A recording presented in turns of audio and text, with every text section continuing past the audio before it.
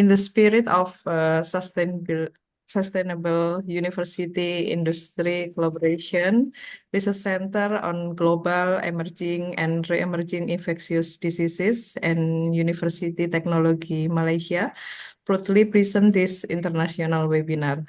Before we start, I will inform you of the agenda for today. First, opening remark will be delivered by the chairman of the Center of Excellence of the Research Center on Global Emerging and Re-emerging Infectious Diseases. Second, documentation. Third, the lecture on research and development product using green technology extraction. Fourth, discussion, and the last, closing. The first agenda is the opening remarks which will be delivered by the chairman of the Center of Excellence of the Research Center on Global Emerging and Re-emerging Infectious Diseases, Dr. Laura Nafikayamani, PhD. To Dr. Laura, the time is yours.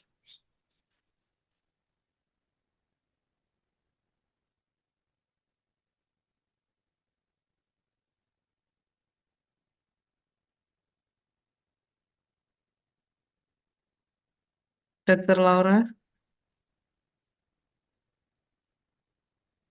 Amin.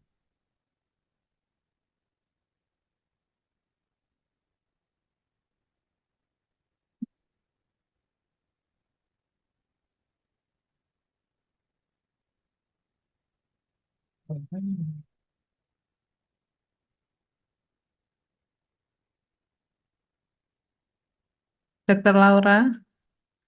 Macam Maybe the connection of Dr. Laura maybe is not good. I don't know.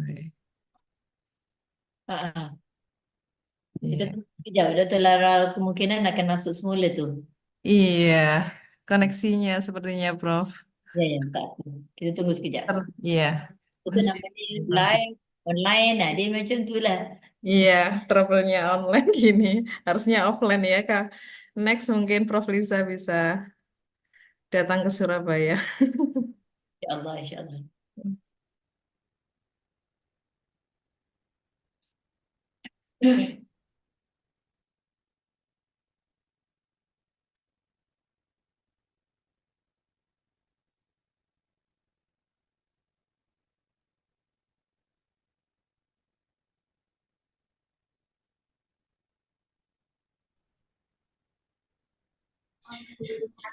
Yeah, I'm sorry because my internet connection is not stable here.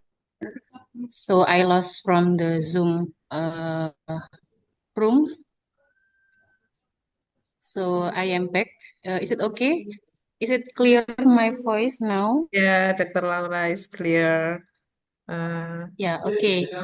Okay, thank you so much for Mrs. Ria as a moderator in our webinar today. So yeah, of course, first of all, I would like also thanks to Professor Madya TSSR Liza MD Saleh from the University Technology Malaysia. Thank you so much, Prof. Your willingness as a speaker in our webinar today. Previously, we ever met in the University Technology Malaysia, and of course, before we also already communicate, by WhatsApp at that time because we would like to make a collaboration deeply in University Technology Malaysia. As well, we would like to know about how the university grew up the startup because we also know, your startup is already good, not only in the national in Malaysia but also internationally. So that's why we would like to Prof. Lisa share, regarding with maybe your great experience because I noticed that your startup already around 8 years, yeah, ago. And then you start from the like research. You concern about the health also, because your product related with the how to you contribute for the health in Malaysian people.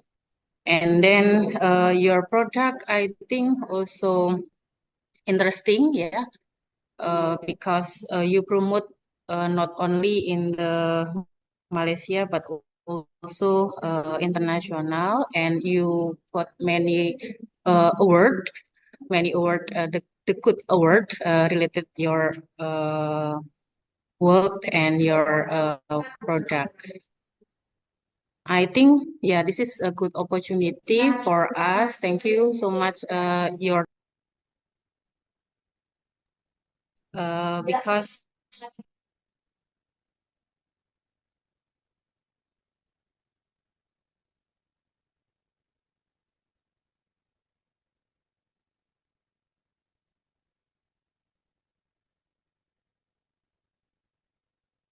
Hanging lagi. Teruskan saja.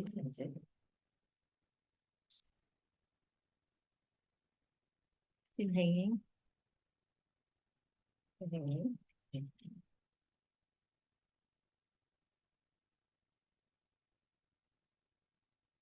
hopefully every participant here can hear about the Prof experience, how she struggling about the startup, and then until now she can promote her product quick in Malaysia and also international event.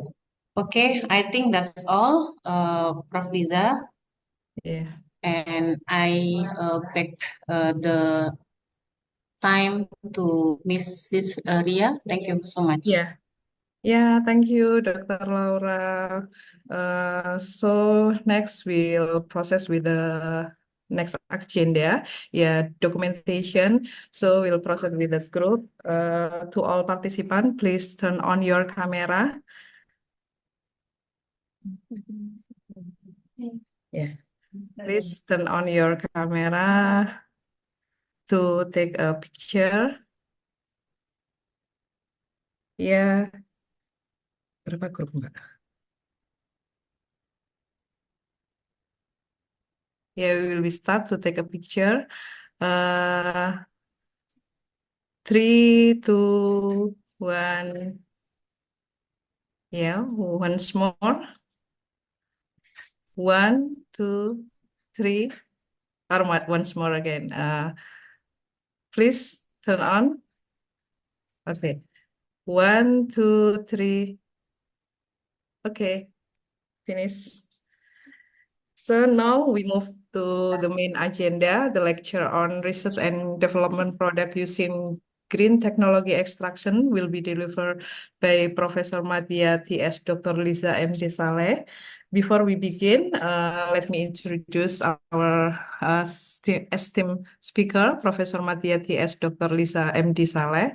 Professor Lisa graduated her master degree in chemical bioprocess engineering from University Technology Malaysia, followed by Doctor of Philosophy in food engineering from University Putra Malaysia. Currently, she also as a senior lecturer in the bioprocess and polymer engineering department at the School of Chemical and Energy Engineering UTM. In addition to her academic role, Professor Lisa is also the director of SA Shorten Global, where she leads the development of innovative products, including Kusweet and Anaquin.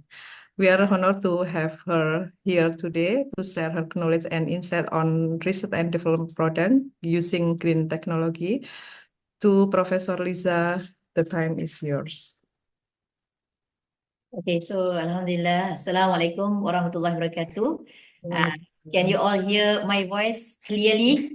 Yeah, clearly, Prof. Okay, thank you. So Apa khabar semua rakan-rakan yang berada di Universiti Airlangga, Indonesia? So I hope all will be in a great time, sehat ya, dalam all your daily work. So basically, I would share with you guys about the R&D product using green technology extraction. This sharing is to show how the way or the path that I am already doing and I already faced for previous time before I go to commercialization. So basically, this is actually one only the examples because my startup is we have another friends juga dan saya bukan yang terbaik lah since dah dijemput, jadi saya hope that my contribution to this sorry, my contribution to this presentation will give you some idea and maybe can lead you guys kalau ada yang berfikir untuk further on research and go to commercialization. Actually, doktor, doktor and friends semua, I pun tak tahu how many time that you will give to me, but I will skip some of the slides since I pun macam agak difficult to specifickan my slide presentation, but I would like to give some of the introduction of this presentation based on what is actually trend market, especially for herb in the industry. So basically, before we start any research and maybe one day we think that we want to commercial the product, actually we have to study some of the focus area which we are in. For example, or maybe some of you in a herb agriculture technology. So of course your research will be based on the agriculture technology and herb. So that's why when you start with that, you also needs to see actually what is you can convert or you can service the social or the people public outside in our university, meaning for the nation or the and also for the community. So basically, we can see that the global trend of industrial herb in US actually they actually show us here the herb in international demand increasing nearly 115 billion. This is on 2020, years of 2020, the predict. So however, in Malaysia itself, we are actually showing that the estimation of growth in the local herb industry around 15%. So it's contribute to already we got the data for 2010s, the 50% contribute to 7 billion of total market in this time, but it go to 29 billion in 2020, meaning that the yearly growth on the people interest on the herbal market is increasing yearly. So of course, in our commitment to this kind of industry, they actually give us the promise. Number one is how you can see the potential growth of this research, and number two is when you do the research, this is all we have another opportunity to go to commercialization. So this is in Malaysia. Malaysian population is around 34 million people, but Indonesia times 10, isn't it? So you have 370 million people. So of course the market in Indonesia is much bigger compared to Malaysia. So this is why, because people like to see their tendency of seeing the alternative of the herb industry and herb product, and they are think more currently people on their health. And of course, they want to get the very, very promising and safe of product, especially in the processing and also the product that produced from the company. Okay, so this is why we see the trend market in herbal is increasing yearly. Yeah, so with this, we can also see that most of the product comes to give our supplement to ensure that people like to have herb as alternative to get more healthy in their life and also to prevent from any chronic diseases. So here in Malaysia, here in global, for example, in India, China, Japan, and Thailand, and also in German, actually this country is moving forward to have traditional herb and convert and give many grants to the university and research center to convert this herb traditional into the modern herb, meaning that they use the herb traditional, but they use a kind of processing, a kind of technology to ensure that the end product of herb are at the par with the medical or the medicine that produced by hospital or from the pharmacy.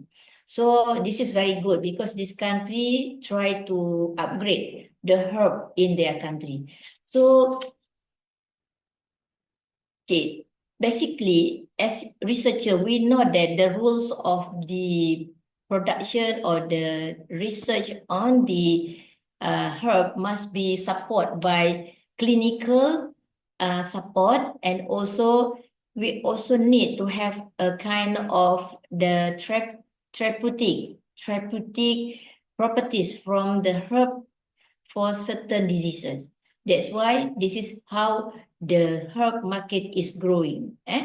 Okay, so some part we need also to have the verification from the doctor who has a professional certificate to ensure this is a correct product that already can be used in market to give to community.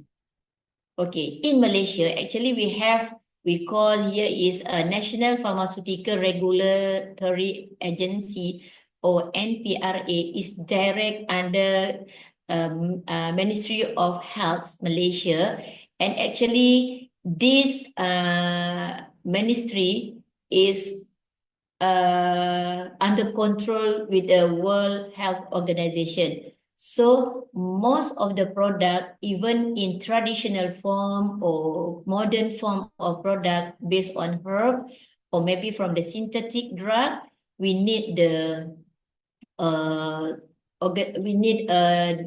verification from this Malaysian pharmaceutical regulatory. That's why before we run any R&D, we make sure that the herb itself is safe to be used.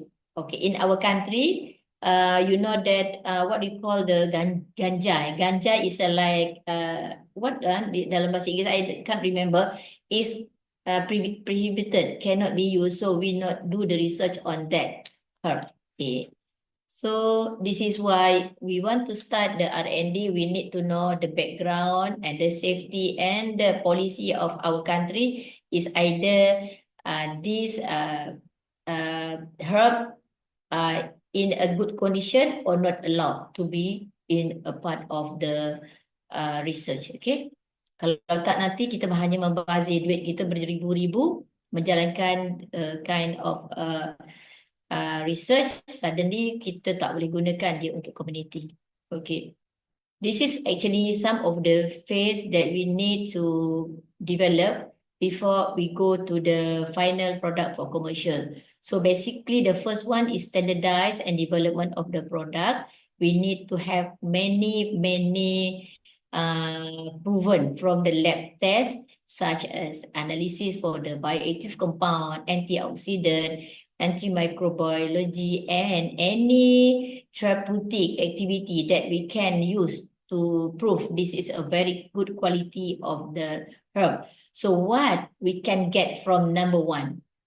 Benefit. Okay, for the researcher, the standard and the development of herb as a product, we can make it as a documentation, and of course we can get to produce a paper, journal paper, research paper that we need to publish. So to ensure people know that any things about the R&D of this herb that made or doing by us is actually recognized for people internationally. So this is one part that for our KPI or as a lecturer, this is must in our activity. That's why for those younger one in your university, you need to cross this one. You have to do as much as possible the process of standardize and study on the benefit of the herb. So for example, me in my Tunjuk Langit, I already have around 15 journal published internationally, and we do all the analysis,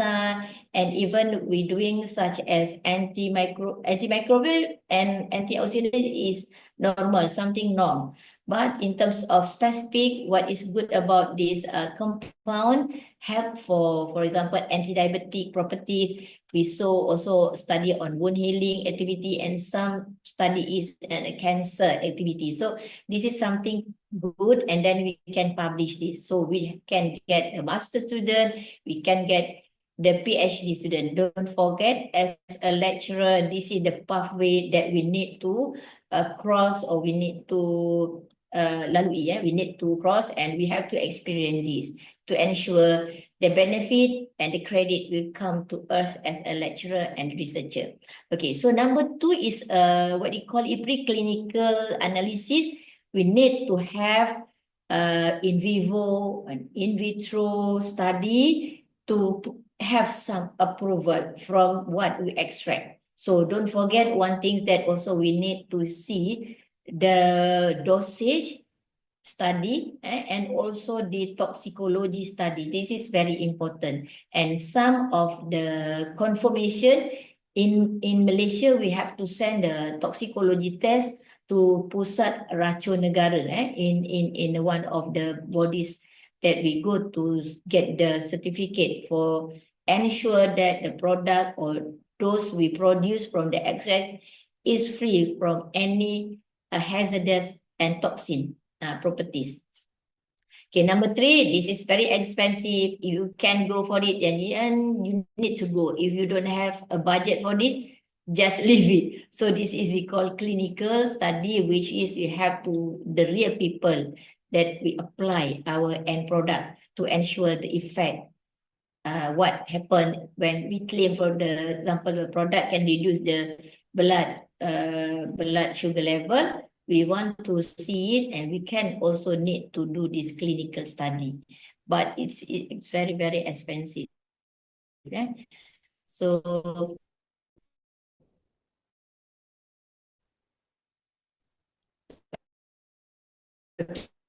this is only in Malaysia. So without this level, we cannot sell the product. This to get the amount number in my product, I experienced around 2 years to get this approval, and after 2 years, then I just can sell my product to audience or to the public.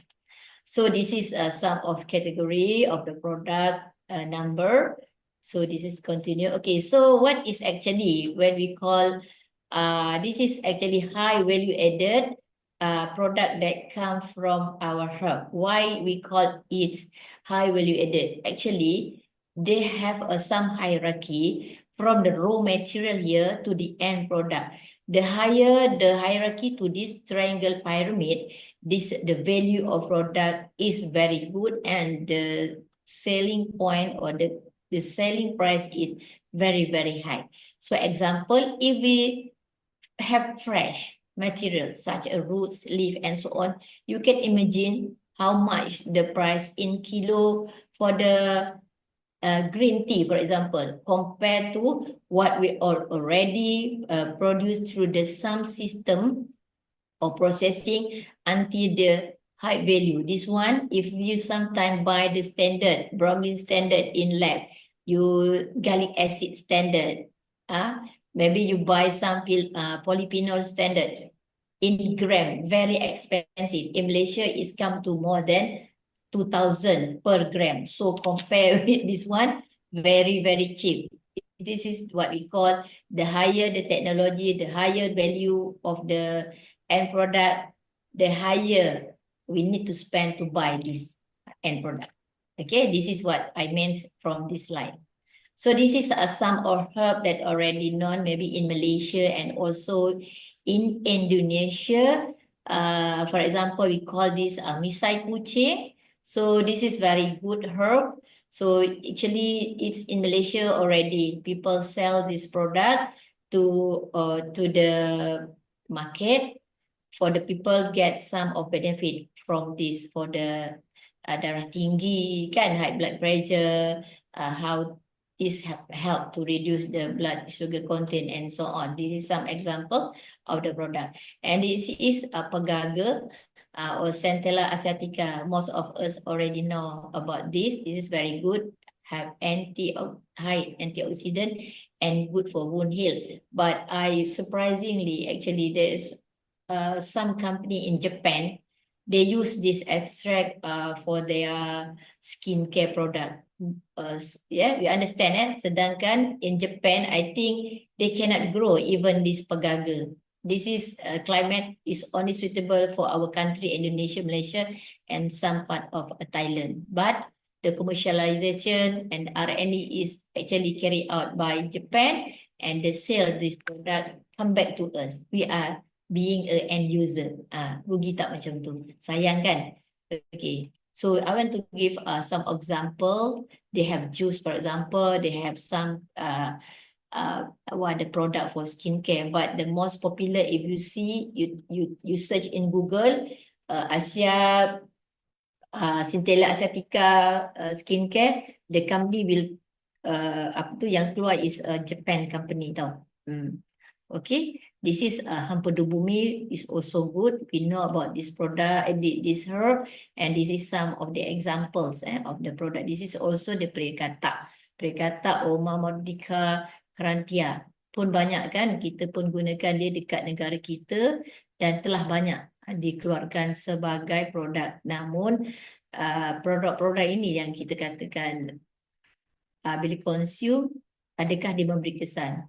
Atau apakah proses yang digunakan untuk pengekstrakkan, adakah dia selamat pertama, dan adakah dia masih behave ataupun masih we have the same quality as the pure one sebelum extract. So this is mengkudu, menarik juga tentang mengkudu ni pun this is actually dia jadi golden fruit sebab anti-cancer tinggi dan sangat mahal harganya di Korea.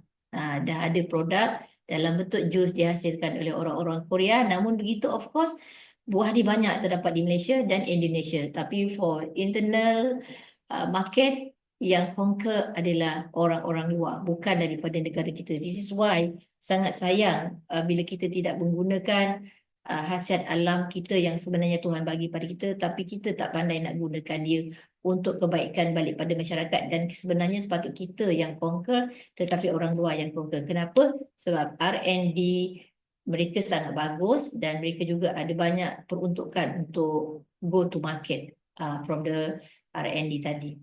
Okay, this is some of the product. This is what we call buah tunjuk langit or Sucina microphylla, but it's very popular in Indonesia as a mahoni. Mahoni kan, dia adalah, we call here buah raja pahit sebab biji dia sangat pahit. Nanti I share dengan you what happen, apa yang anda buat dengan produk ataupun biji tunjuk langit ni. Okay, now, okay, this is some of the product. Ini adalah produk yang I produce dekat yang commercialkan. Okay. Okay, I mentioned just now, the extraction is a king of the process that can diversify or can isolate the main bioactive compound from the herb. So the decision ataupun pemilihan extraction is very important sebab kita yang pasti selepas extract, kita ada kenapa perlukan pengekstrakkan. Number one, we want to have the very quality product. Then we need extract with quality bioactive compound, number one. Number two, we also need the extraction to devoid ataupun deactivate the unwanted compounds such as some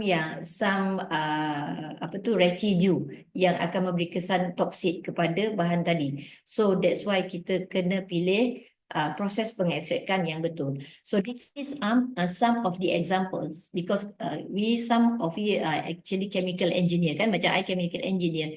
My focus is more to extraction. So this is some example of extraction that we can use to extract herb. Some using high pressure and temperature, some just using pressure without exposed to high temperature, and some is only use water. Kalau kita tak nak effect on some solvent yang tak bagus, so kita hanya guna water base. So this is all based on the background of the nature of the herb, and also based also on what we interest to have in this product and product tadi. So this is some of examples of extraction processing here. So okay, this is some of the example how we can manage or select the operation unit to produce high value added process. I think some of us yang ajar subjek ni, you all memang akan familiar from the beginning of herb processing, pre-processing or pre-treatment until end of the processing. So the end of the product yang paling penting is pada saya adalah bentuk akhir produk is either in powder form or liquid form. Okay, some product we need to have it in solution form, liquid form. Some product we need have in a fine powder form. So untuk fine powder form juga we have two kind of drying system yang we can select, is either using vacuum drying or freeze drying. Okay, so for the sensitive bioactive compound yang thermality dia kita sensitif kepada suhu tinggi, we need to use freeze dry, but the freeze dry itself is very expensive. Okay, so apa lagi dekat sini? Okay, this is kaedah pemprosesan herba, tak apa. Okay, this is some of the tools ataupun bagaimana pemilihan bahan mentah daripada herba. Some herb is kita dapatkan active compound daripada rhizome ataupun akar. Some from the kulit, macam ni apa tu, kayu manis. So some from the leaf, dan banyak herb daripada daun lah kan. Some from the flower dia, some are from the seeds, especially ke kacang ataupun nuts. So this is the prank extract kan yang I mentioned tadi. So this is kita punya end product. Some ada dalam aqua, especially for essential oil, we need the aroma. Concentrated oleh resin pun ada, high grade alcohol pun ada, dan juga ada dalam bentuk yang kita nak dalam bentuk powder. Okay, ini general ni I cakap dengan you all kan. Okay, see, this is okay, this is some of kaedah pengekstrakan yang kita gunakan khusus untuk yang menggunakan dalam bentuk minyak kan, ataupun essential oil with what we need. Example sini kita boleh juga menggunakan dua kaedah, okay? Sama ada pengekstrakan SeCO2 dan juga pengekstrakan using solvent such as ethanol ataupun methanol. But the best about the pengekstrakan high supercritical extraction, kita akan manipulate dia di bawah tekanan tinggi dan suhu yang rendah. This can get the final product lah.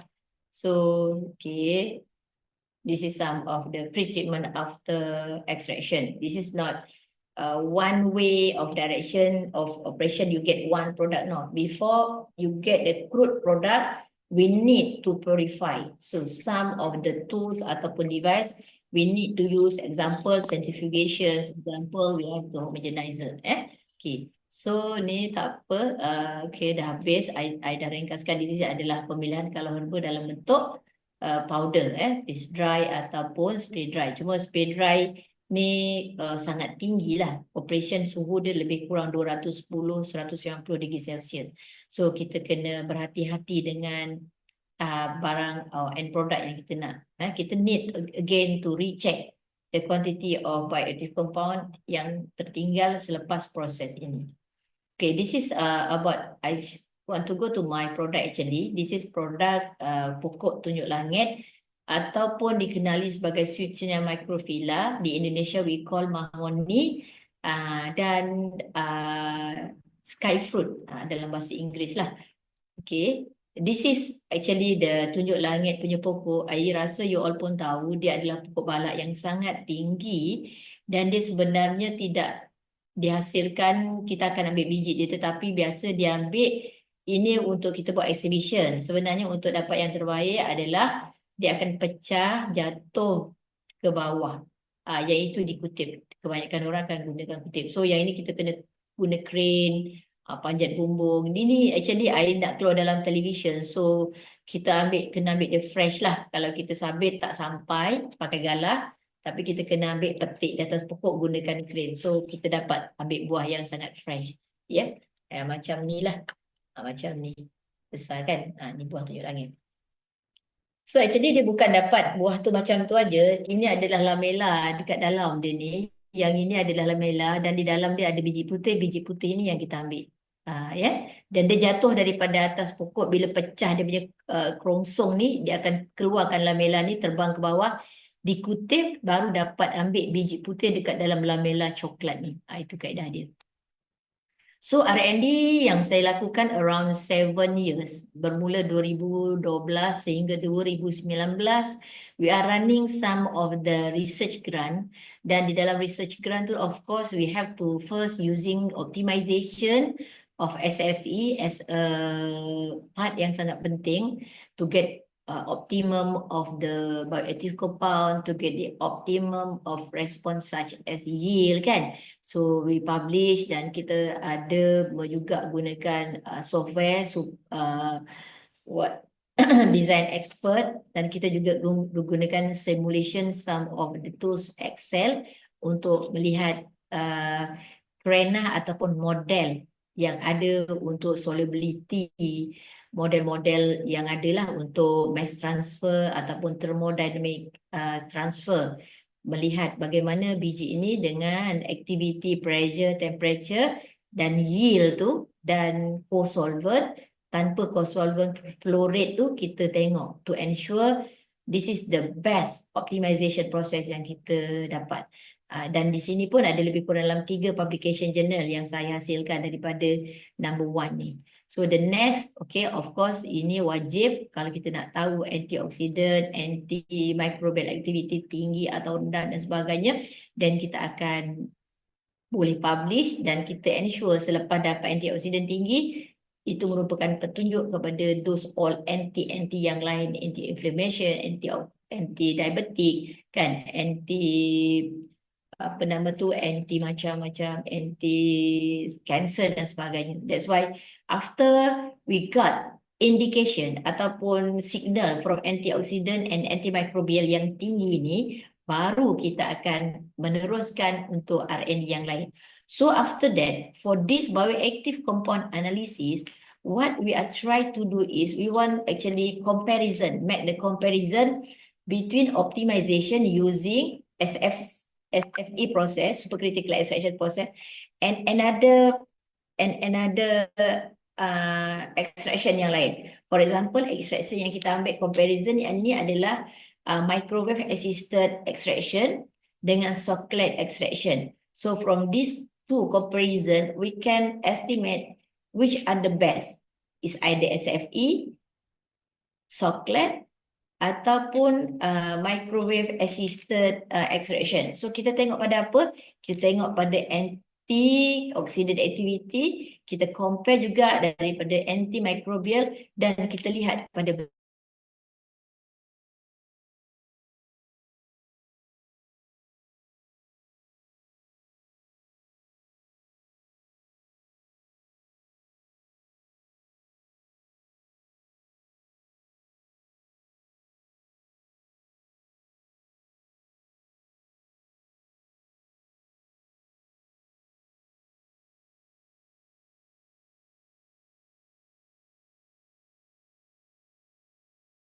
omega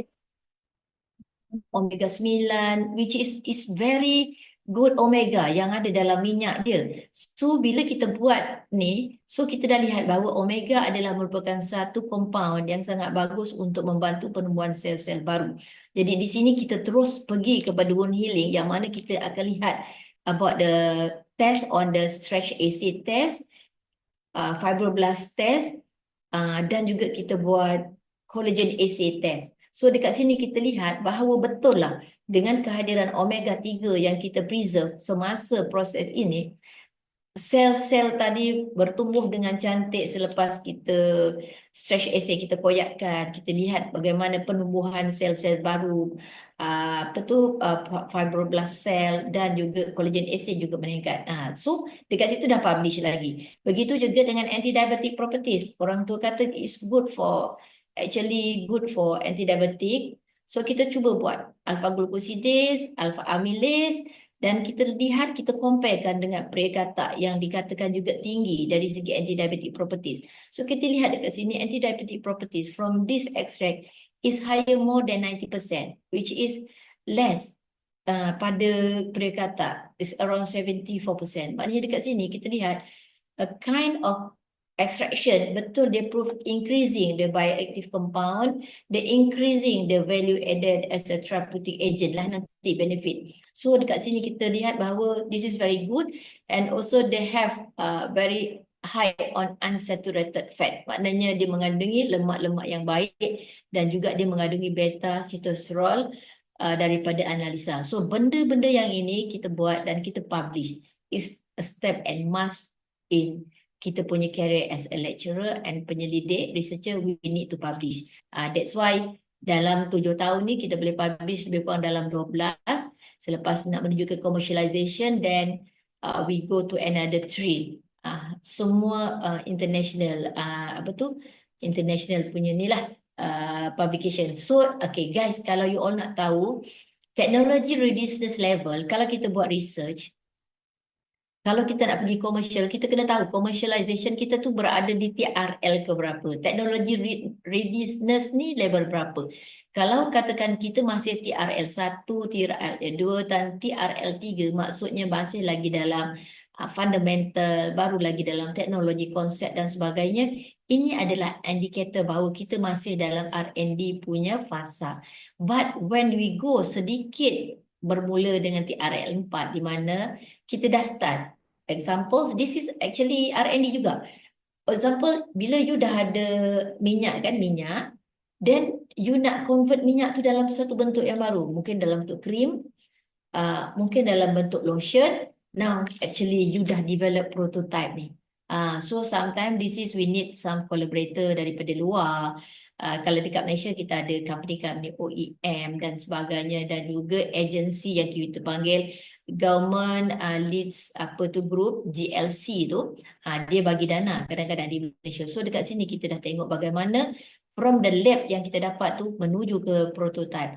Actually rakan-rakan semua, on my flow, bila I dah dapat R&D, I go to prototype. Now for me go to exhibition international untuk melihat apa yang kita dah buat ni adalah sesuatu yang bernilai untuk dipertandingkan di peringkat antarabangsa, supaya melihat daripada angles international people, sebenarnya kita punya research ni dah bagus ke, dah tahap mana.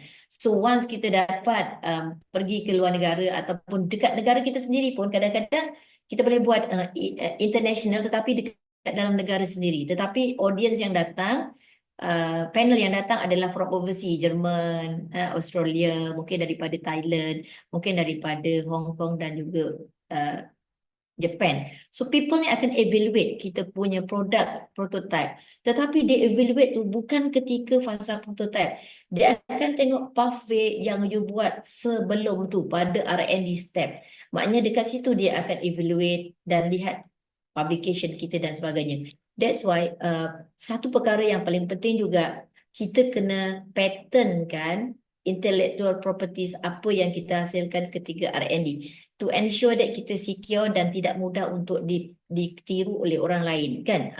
That's why kita R&D ni kita dah bekerja penat kan 7 tahun, 5 tahun dalam R&D.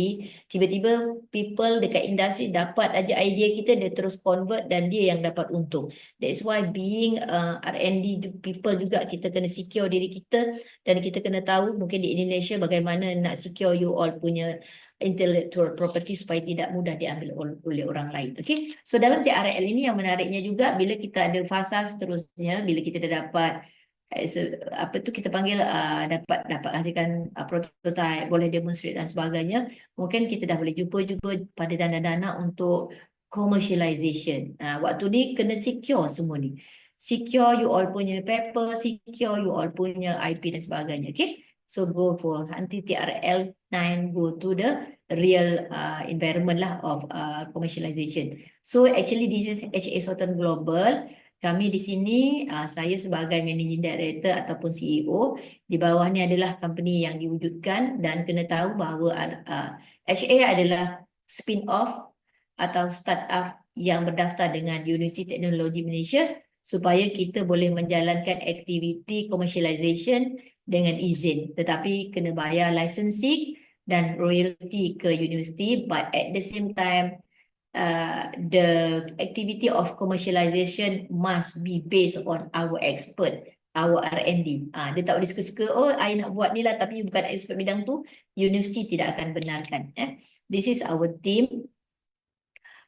This is innovation lah, innovation product yang I hasilkan.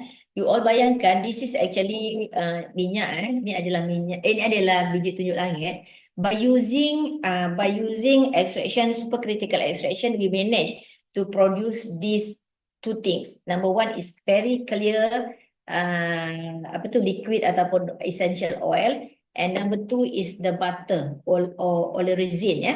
Jadi daripada these two part, minyak dan butter, kita manage to produce some series of product. Contoh yang pertama ni kita hasilkan soft gel ni. Yang soft gel ni yang kita hasilkan untuk makan seharian, untuk dia bantu mencegah ataupun mengurangkan bacaan gula dalam darah. Kemudian dia ni sangat pahit, so kita dah buat toxicology test dan dia hanya perlu campuran 10% minyak tunjuk langit, the rest is virgin olive oil yang kita gunakan extra virgin olive oil. Namun begitu, selain daripada butter ni, kita buatkan krim untuk yang masalah kulit ni krim masalah kulit ni. Tetapi kita sebenarnya mungkin yang Dr. Lara and team yang hadir ke company saya ada bagi test hari itu. This is actually krim yang kita hasilkan lah, krim untuk masalah eczema dan kulit-kulit yang ada masalah kering dan sebagainya. Namun still have this krim ni banyak. What we do, we have another micro encapsulation. We gunakan micro grinder. So kita produce this kind of powder. Kita tak gunakan spray dry. Kita tidak gunakan freeze dry. Tetapi kita gunakan physical grinder. Of course ada carrier dia. Ada carrier dia. Macam kalau you all tahu, kalau spray dry, carrier dia adalah maltodextrin ataupun CMC, glucose cellulose methyl glucose, something macam itulah. Dan kalau pakai freeze dry, dia tidak ada carrier, tapi isu freeze dry, once you buka aja dia terus akan jadi melekit sebab dia absorb cepat pada suhu biasa. Jadi untuk my powder, kita gunakan micro grinder dan kita produce this serbuk. Serbuk ni sebenarnya dia dah tak pahit dan halus larut air. Jadi that's why after that we produce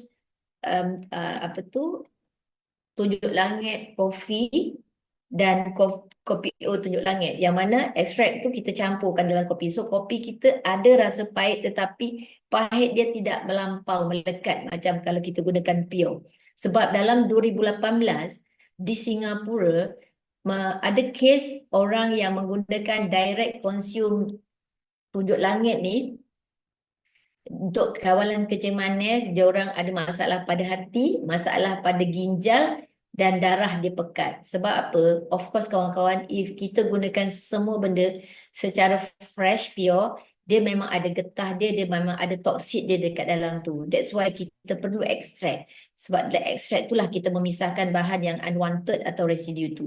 Then bila kita buat dalam bentuk minyak macam ni, memang dah proven bahawa tidak ada sebarang heavy metal dan tidak ada sebarang racun yang berbahaya dalam minyak. That's why kita berani jual dalam bentuk soft gel, dan that's why Malaysian Ministry of Ministry of Health bagi kita kelulusan untuk produk ini diluluskan, digunakan kepada orang ramai. So perkara tu bukan mudah lah sebab dia sangat lama.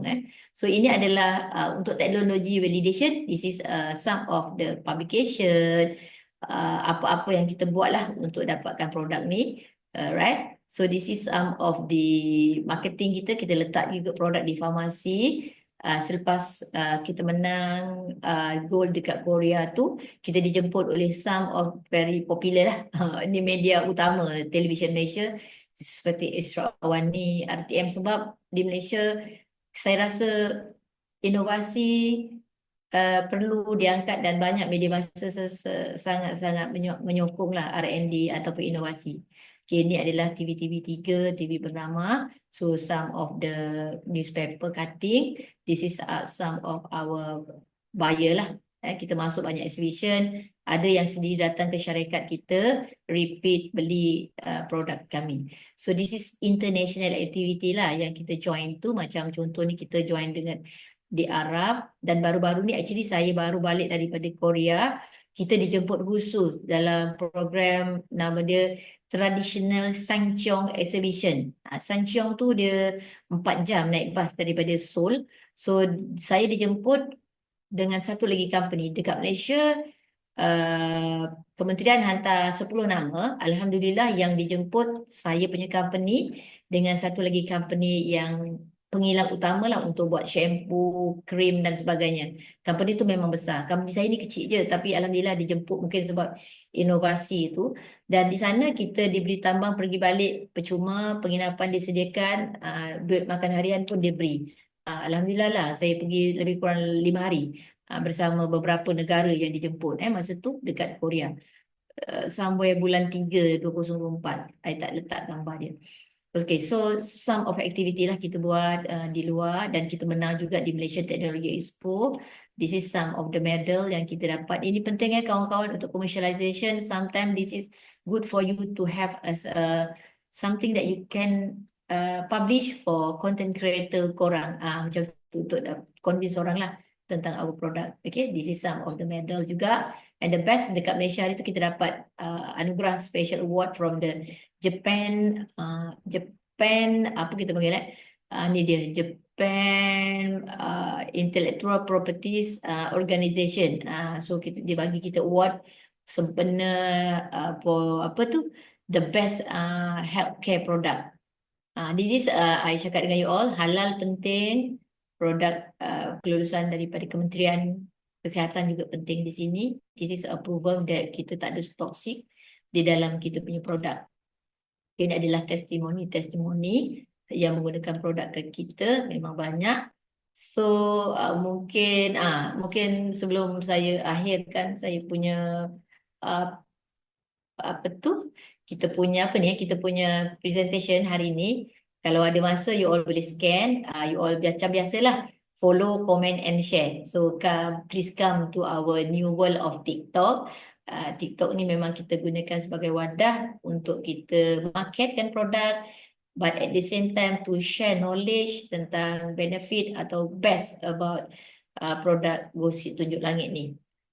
So okay, with that I rasa I end up my presentation, and I really feel happy with you guys today for invited me to come to this webinar series. So that's all from me. So thank you very much. Thank you, Prof. Lisa, for the presentation. It's nice presentation. Sangat menarik sekali presentasinya. Banyak produk yang sudah dihasilkan di Southern Global. Now we would like to open the question. If you have any question, please feel free to unmute your microphone and ask directly. Please introduce yourself before asking your question. Please, uh, jika ada pertanyaan bisa langsung unmute saja.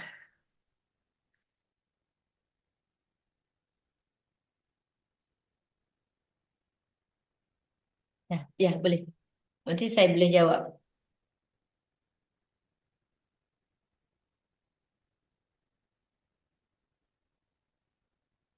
Dari teman-teman mungkin ada pertanyaan, Bu Laura, Dokter Nilu, Dokter Lydia. Actually yang ni yang tim yang datang ke Johor kan hari tu. Iya, iya, Ah, ikut waktu ke Johor waktu ya itu, ya ya. Pak Lisa.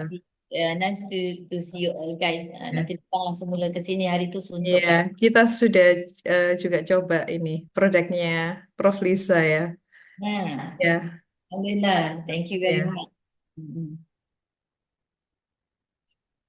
So kalau tak apa, mungkin kalau tak ada soalan sambil-sambil tu saya nak share. iya, Tengok dekat TikTok tu, kadang-kadang some of my post kan, dia banyak datang daripada orang Indonesia juga. Maknanya some of TikTok kita, dia dah pergi melangkaui negara. Maknanya dia dah ke Indonesia. Dan komen yang kita dapat daripada these people from Indonesia, dia cakap selain daripada kawal gula, darah tinggi, dia kata buah mahoni ni dia cakap sangat bagus untuk macam kulit yang bermasalah dan juga untuk malaria. Tu dia cakap kalau untuk malaria dia cakap dia rendam, dia minum air dia pun bagus. Maknanya memang di Indonesia memang secara tradisinya dia dah gunakan lah biji tunjuk langit ni. Dia sama juga dekat Malaysia. Tapi itulah bila ada some of share dengan saya, dia cakap kalau biji ni memang tak boleh makan hari-hari. Nanti darah pekat. Jadi that's I come back to yang case 2018 di Singapura, and then I cakap that's why lah alhamdulillah kita dapatkan dalam bentuk soft gel ni kan.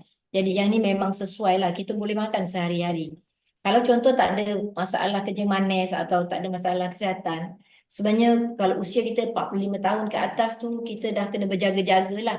Sebab usia tu mengurangkan kita punya metabolic tubuh, sistem imun kita akan berkurang. That's why trending untuk produk-produk yang berteraskan herba ni sangat-sangat diminati lah. Especially dekat negara-negara macam Jepun, China kan, Korea, dia orang sangat jaga pemakanan. So, sometimes dia akan cari benda yang macam ni dan dia akan lihat pada green teknologi yang kita gunakan. iya, iya. Dari teman-teman ada pertanyaan? Ya, Ya, eh Buria, terima iya, kasih. iya, udah Ya, Dokter Laura. Prof. Lisa, terima kasih sekali atas presentasinya luar biasa ya. Memang kita sudah melihat sendiri begitu terkait dengan produk-produk yang tadi sudah dijelaskan oleh Prof. Lisa ya.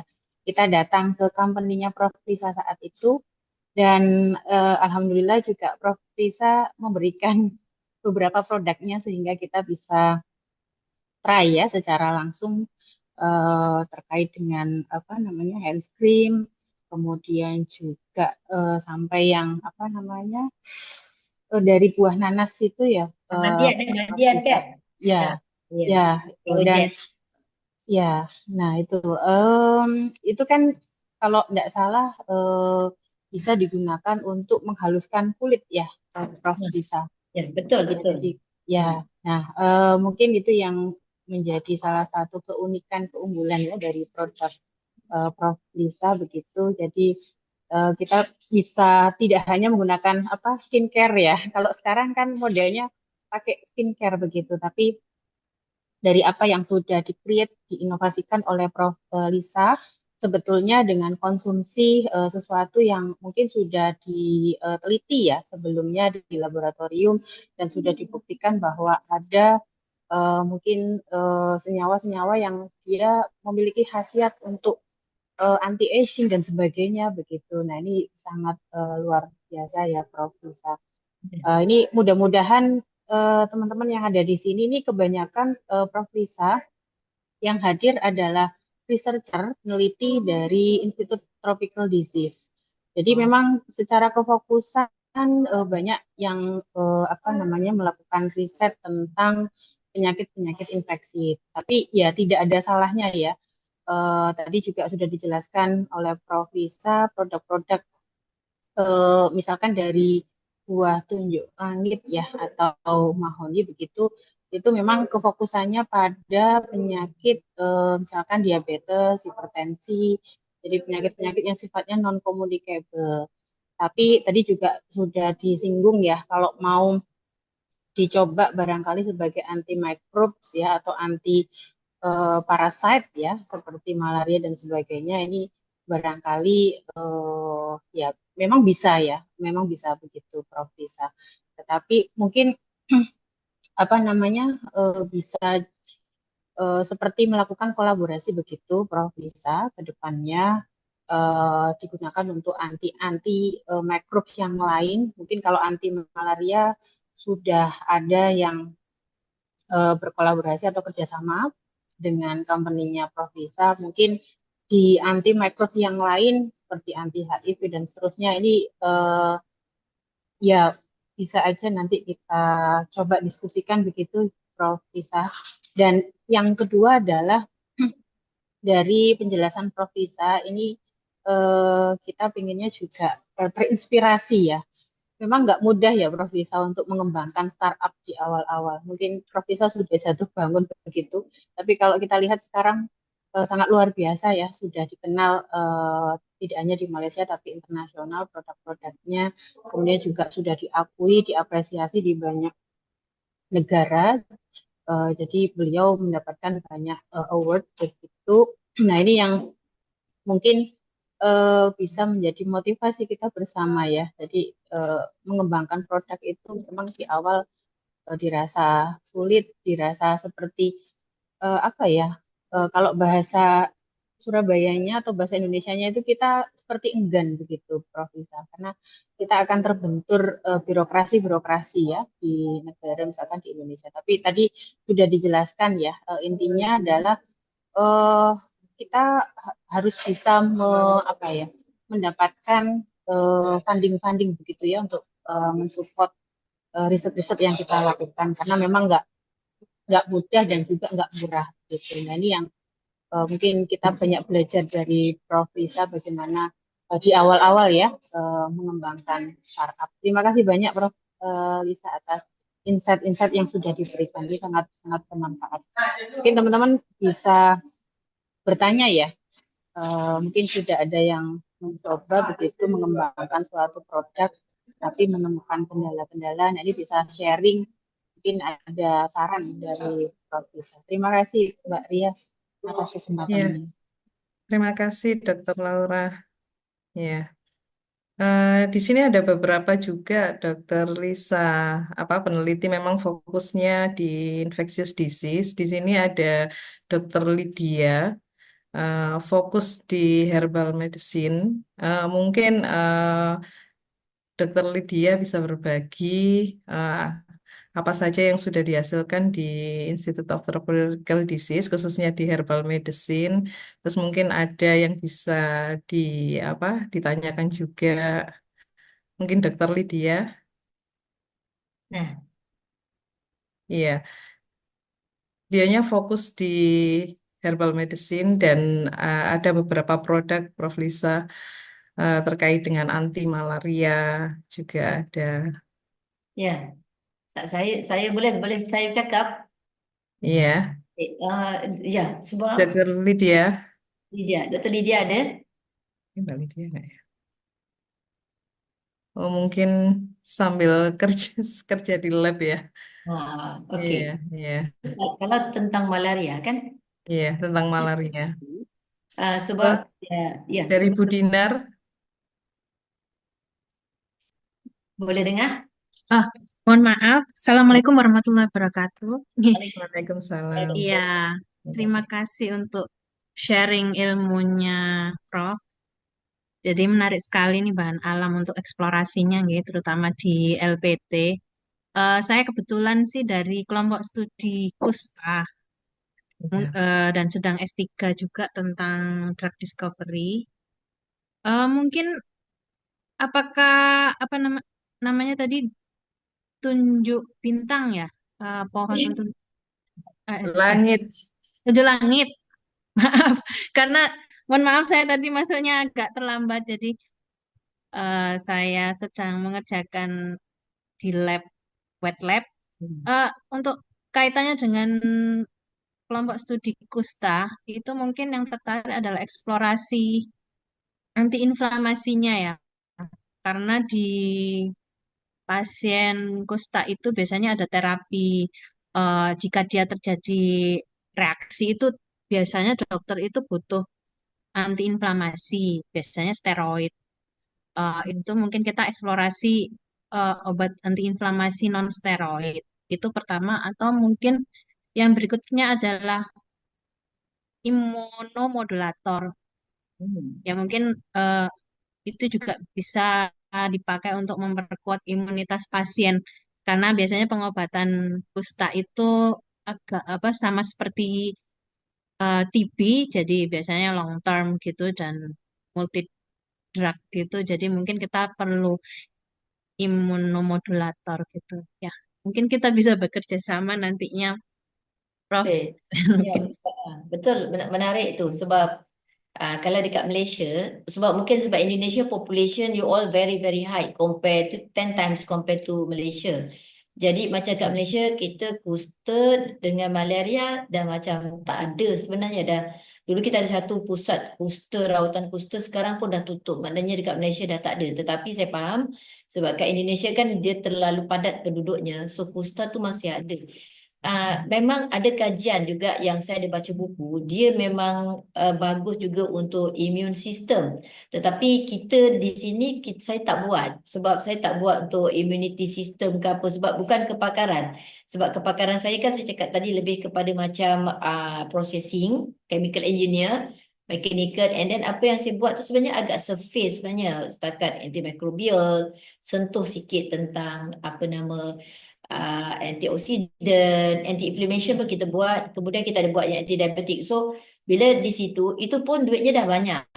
Kita komit sebab R&D kan memang mahal. Jadi, bila saya dah menang beberapa anugerah, sampai satu tahap bila kita dah, media dah tanya, so we can't wait for it. Maksudnya, saya dah kena komersial sebelum saya tidak bantu masyarakat. Jadi, that's why I leave some of the R&D itu di belakang dan saya tak buat lah sebab kita dah ke depan commercialization. And then go to commercialization pula dia punya apa challenges is very big because you have to know about the marketing, you have to have very good financial management. Jadi insya-Allah jika ada pihak, terutamanya daripada pihak rakan-rakan di Elanggan yang berminat, kita tak ada masalah sebab saya dah extract dah ni. Barang-barang you nak extract ni dah ada. Kalau katakan you nak ambil sampel daripada saya ni pun tak ada masalah.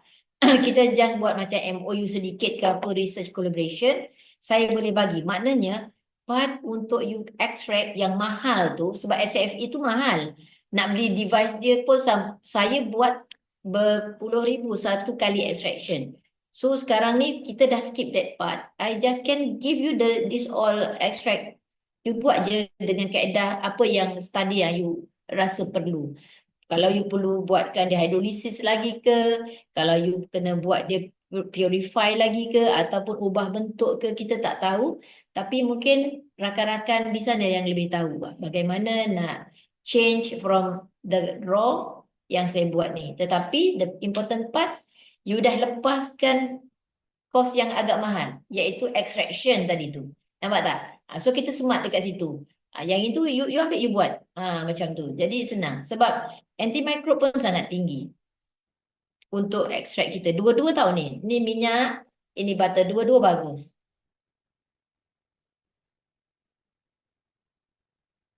Boleh Dr. Dina? Nice to get ya, your opinion. ya, nice for information ya, very excited.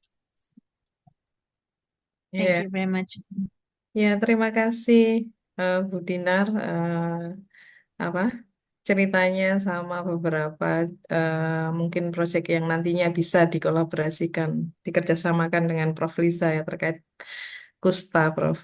Eh, Selanjutnya mungkin dari Dr. Lydia, salah satu peneliti di herbal medicine, mungkin bisa cerita tentang produk-produknya, aktivitasnya di laboratorium, mungkin apa yang bisa bisa dikerjasamakan dengan Prof. Lisa, atau mungkin ada minta arahan dari Prof. Lisa terkait dengan produk-produknya yang mau di apa hilirisasi mungkin ada yang siap.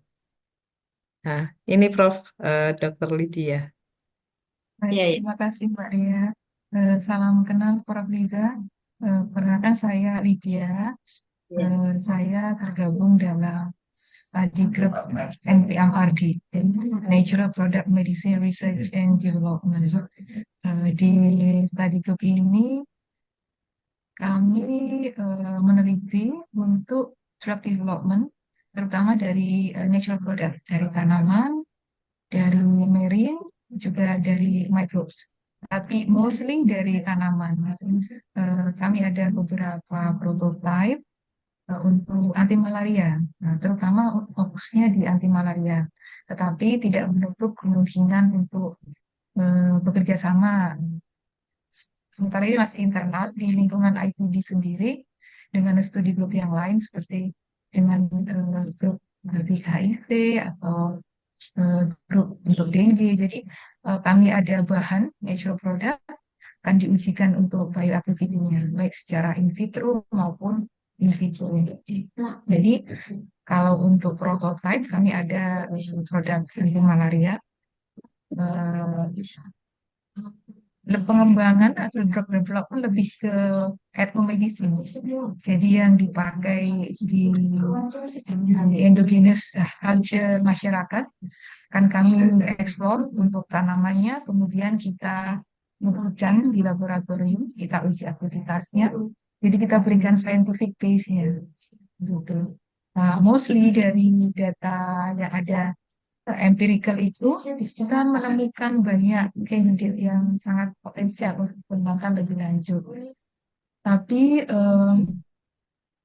pengembangan untuk scaling up di industri itu ada sedikit halangan atau kendala seperti natural product. Kalau kita menemukan ada kulit batang, jadi batang tanaman yang aktif, terkendala, terhalang di pengadaan untuk bahan bakunya, demikian bahan bakunya. Kemudian untuk kontrol kualitas dari bahan baku tersebut.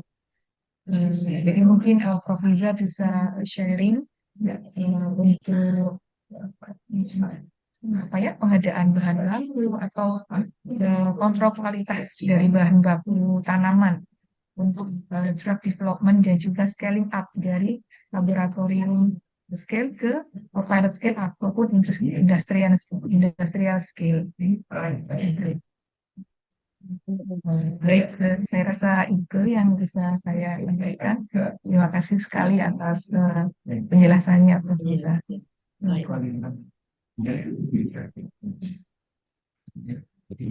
Ya, Prof. Lisa mungkin ada saran atau arahan kalau di grup NPMRD tadi seperti yang dijelaskan Dr. Lydia itu masih skala ini ya apa collaboration masih menghasilkan prototipe jadi masih banyak hambatan apa kendala juga ke arah hilirisasinya. Mungkin ada saran dari Prof. Lisa. Ya. Betul sebab dia isunya ialah macam mana kita nak level up daripada kita punya yang lab scale tu pergi ke TRL yang seterusnya fasa pre-commercialization tadi itulah ataupun prototype. Ya betul kita perlukan fund tetapi kita kena manage satu perkara ialah dalam pemikiran kita apakah end product yang kita nak hasilkan, adakah bentuk dia tu, adakah dalam bentuk kalau katakan polio kan vaksin polio tu dulu injection nowadays untuk baby dia dah letak bawah lidah saja budak tu dah boleh telan dalam ILU dia agaknya dan dia dah boleh develop immune system. Jadi yang I nampak, apakah produk yang kita jangkakan mudah untuk dikonsum oleh penderita ataupun pesakit. Okay, itu nombor satu. Bila kita dah jelas, mungkin ada yang berbentuk, saya tak pasti. Kalau malaria ni dia kan macam demam yang teruk, benda tu kena segera berada dekat dalam badan. Ataupun adakah kita boleh buat macam polio juga, kita bagi immune system sebelum dia kena vaksin, sejenis vaksin kan. Itu pun kita kena tahu jugalah kita punya end product tu dalam bentuk apa. Kalau kita jangkakan untuk membantu, baiknya kita bagi vaksin kan. Bentuk akhir sebelum daripada pergi kepada orang tu sakit. Ataupun jika telah mengalami kesakitan, sebab dia dah akan efek pada immune system, dia akan efek pada bacaan darah, platelet dan sebagainya kan, dan dia mungkin sesuai dalam bentuk macam antibiotik kan, kita minum makan pil ke macam mana lah. Jadi kena kediakan rasa yang sesuai untuk develop dia punya end product tersebut. Tapi mungkin kita boleh saja kalau dengan kos yang rendah, kita boleh buat try and error. Contoh kalau yang saya terfikir untuk kat Malaysia ni, yang paling susah adalah nak mendapatkan kelulusan tu apabila makanan itu kita telan. Kita telan aja, dia dah terus jadi medical, dia dah terus jadi under KKM. Maknanya under Malaysian NPRA, pharmaceutical punya kawalan. Tetapi jika satu lagi kita pergi kepada yang jenis minum seperti jus, ataupun kita buat chewable, macam kita makan vitamin C, produk akhir, yang itu dah lebih mudah untuk kelulusan tanpa kawalan ketat daripada Biro Farmasi. Itu dekat Malaysia. Jadi kalau katakan you rasa kita angkat dia sebagai makanan tambahan ataupun kita panggil pengkelasan makanan, seolah-olah amalkan sejenis makanan tu macam makan sayur hari-hari, dan dia akan develop immune system ataupun mengurangkan kesan daripada serangan malaria punya virus tu. Itu dah mencukupi untuk satu level yang rendah dan mudah untuk kita jual, dan tidak perlu klaim yang tinggi sangat. Itu dah cukup kepada amalan, dah okey dah. Macam saya cakap kan, memang orang minum kopi O saya ni, siapa yang ada menderita diabetes, insya-Allah, sebab kita galakkan minum kopi O ni yang dalam dia ada ekstrak tunjuk langit, minum tanpa gula, minum tanpa susu pekat tu, alhamdulillah 7 hari dah nampak bacaan gula rendah. Jadi yang itu yang saya suggestkan untuk yang malaria. Cuma dia sama ada sedang kena lah sepatutnya. Yang sedang menderita tu yang sepatutnya kita bantu rawat. Jadi bentuk minuman tu mungkin dalam jus better, dan ataupun kapsul kita chewable. Dan kosnya memang tak tinggi. That's why bila you dah buat kajian kan, kajian you dah settle ni, ada tu, ada ni, ada tu. Now sebenarnya ada satu cerita yang best adalah kita researcher ni, otak kita ni nak research saja, tapi kita tak nak komersial sebab kita tak terfikir pasal duit tu satu, tetapi kita tak terfikir cepat-cepat nak tolong masyarakat ni. Kita delay. That's why bila kita delay, result yang masyarakat dapat tu pun delay. Tak apalah, you buat macam air macam jamu kan, macam tradisional. Tapi you dah ada satu proses yang you dah clear, dia dah provekan dari konsep fundamental, dah memang ada these properties dekat dalam ekstrak yang you buat kat Mawar. Sebenarnya sambil buat ni, kita ada tim lain, masukkan dia dalam tim product development tu, suruh dia orang yang formulatekan, suruh dia orang test untuk beberapa penderita ke apa ke, ambillah sikit apa-apa data ke. Yang penting daripada data analisis, bahan kita ni tak ada racun, tak ada residu yang membahaya, tetapi dia perkaya dengan ekstrak apa-apa tumbuhan.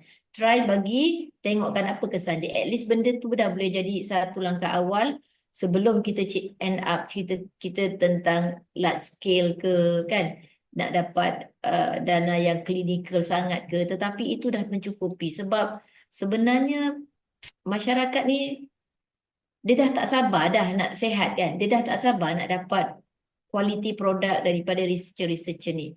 Kadang-kadang kita yang terlalu, dan mungkin ada biokrasi, itu yang menyebabkan dia delete. Tetapi kita jangan lupa akal kita bahawa secara tradisional minum pun dah apa, yang penting kita dah ada toksikologi level yang selamat untuk digunakan. Pakai itu dah cukup dah. Walaupun kita punya produk akhir kelihatan macam juga orang mbak-mbak ataupun makcik-makcik kita buat.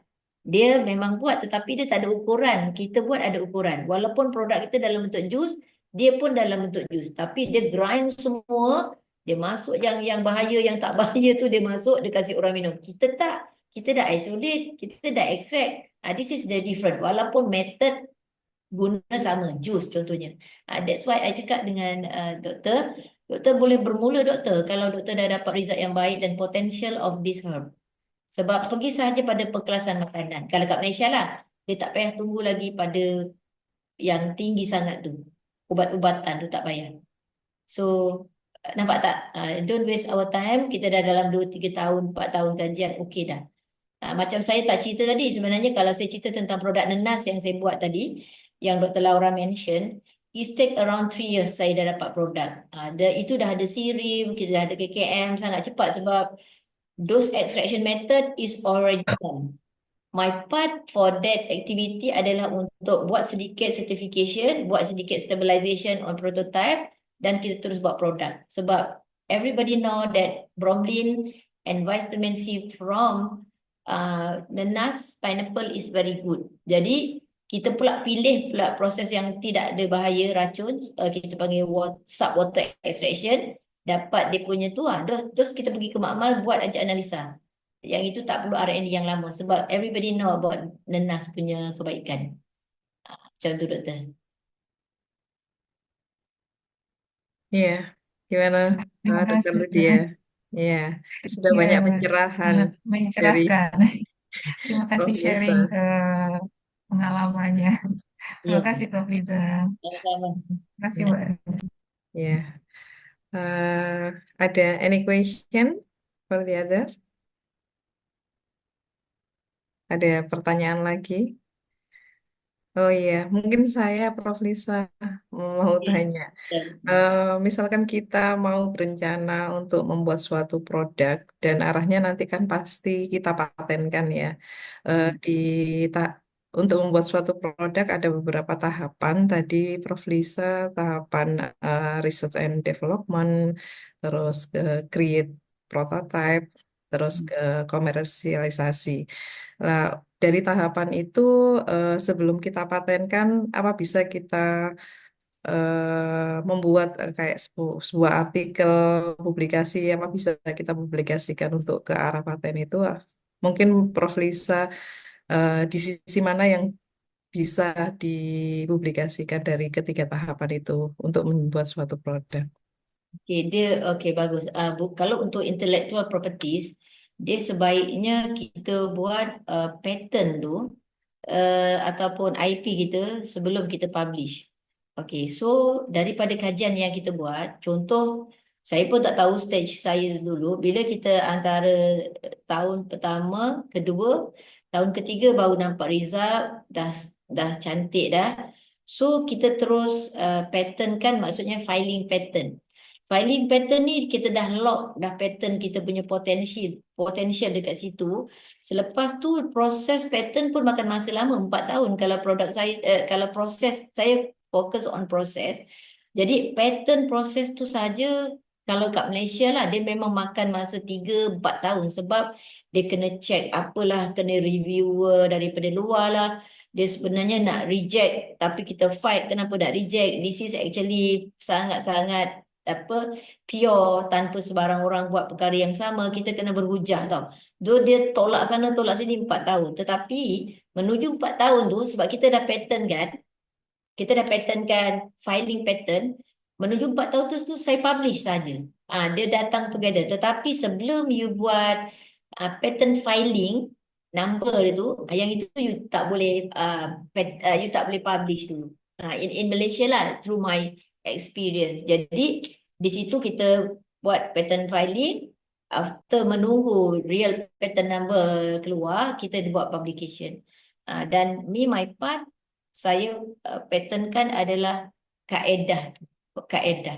Tapi kaedah tu bagi orang yang nak luluskan pattern, sebab dia hanya pattern Malaysia, dia kata tak unik pun sebab orang lain buat itu, buat ini. Dia argue kita lah. Tapi Alhamdulillah lah sebab kita ada pengalaman dan kita tahu apa yang kita buat. Kita jawab pun secara ilmiah. Akhirnya diluluskan. Macam tu doktor. Ya, terima kasih Prof. Lisa. Ya. Sudah banyak ilmu yang didapat dari webinar ini. Eh, Menarik sekali yang sudah dijelaskan Prof. Lisa tadi. Ada pertanyaan dari teman-teman? Mungkin kalau nggak ada pertanyaan lagi, sudah siang, waktunya sudah habis. Mungkin uh, next agenda closing. There is some certificate from RC Gerrit, Dr. Laura, maybe.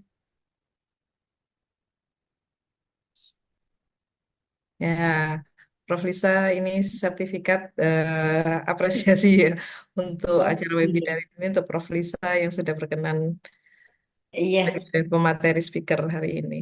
Cantik. Alright. So, terima kasih banyak pada tim semua di Erlangga. InsyaAllah ada rezeki kita jumpa. Iya, Nanti saya nak mohon yang ini dibagi saya lah dengan WhatsApp pun boleh. iya, InsyaAllah. iya. Terima kasih, Prof. Lisa. Thank you very much. Maybe for the Yeah, next we can thank you. there is next agenda we can collaborate and then we create some of offline conference maybe. Yeah, yeah, yeah. Kita tengok ya. Looking forward lah. Betul. Ada bahagian yang saya dah tinggalkan tu mungkin this is the time for you guys. Kalau memang ada berminat tu you all boleh carry on. Carry on saja. Wow. Nanti datang ke Johor pun tak apa. Saya tunggu. Iya, siap-siap. Dr. Laura, ada lagi yang mau disampaikan? Udah. Ya, Uh, terima you so much for your time for us. InsyaAllah, insyaAllah. yeah. Okay, Bri. Okay, thank you. Ya, Thank you semua. Insya bisa jumpa ke Indonesia. Yeah, harus. Yeah, in the future, yeah, hopefully we can invite you offline here. Nah, boleh insyaAllah. Thank you so much. Sama-sama. Okay, Ya, Baik. ya, Okay, semua. ya, terima kasih kasih. banyak. Kita tutup webinar hari ini. Terima kasih banyak. Wassalamualaikum warahmatullahi wabarakatuh. Waalaikumsalam warahmatullahi wabarakatuh. Waalaikumsalam warahmatullahi Terima wabarakatuh. kasih. Assalamualaikum warahmatullahi wabarakatuh. Terima kasih.